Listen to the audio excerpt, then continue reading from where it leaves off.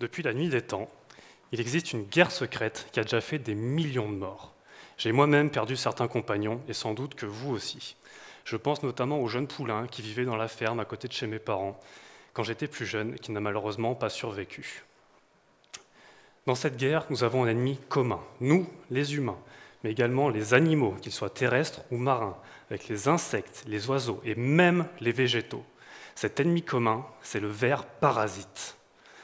Les vers parasites sont partout et sont de toute taille. Certains sont microscopiques et vivent dans le sol, et ceux-là sont très bien pour l'environnement. En revanche, d'autres sont très méchants et parasitent quasiment toutes les espèces vivantes sur cette planète.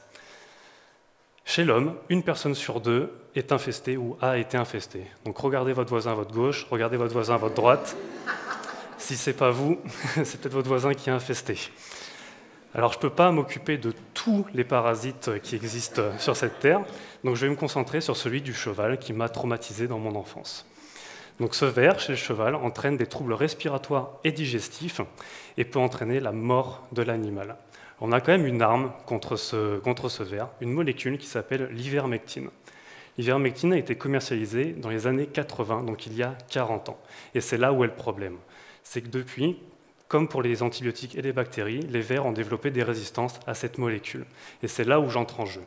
Le but de ma thèse est de comprendre comment l'ivermectine fonctionne sur ce parasite, parce qu'on ne le sait toujours pas à l'heure actuelle, même après 40 ans, et de comprendre les mécanismes de résistance impliqués contre cette molécule pour développer de nouvelles stratégies de lutte.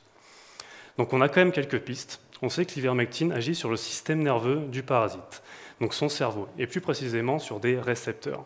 Alors, ces récepteurs sont composés de 5 sous-unités, comme 5 doigts, et permettent le passage ou pas d'un message nerveux suivant que le récepteur s'ouvre ou se ferme. Donc le ver parasite a une idée, comme bouger, manger, se reproduire. L'idée passe à travers ce récepteur et entraîne l'action, donc manger, bouger, se reproduire. L'ivermectine, elle, va se fixer sur ce récepteur et empêcher le ver de réaliser toutes ses actions. Donc le ver est paralysé et va mourir. Mais si le ver est résistant, l'ivermectine ne pourra jamais se fixer sur le récepteur et du coup le ver va vivre librement dans le cheval. Donc le but de ma thèse, c'est déjà d'identifier ces récepteurs et de trouver la bonne composition en sous-unités pour que ce récepteur soit fonctionnel, et du coup étudier les interactions de ce récepteur avec l'ivermectine, la molécule qui est impliquée, qui est utilisée pour traiter ce parasite. Dans un deuxième temps, je vais m'intéresser aux mutations de résistance qu'il y a sur ce récepteur pour développer une nouvelle stratégie et contourner la résistance. Donc vous pouvez compter sur moi, pour sauver les poneys, je vais tout donner.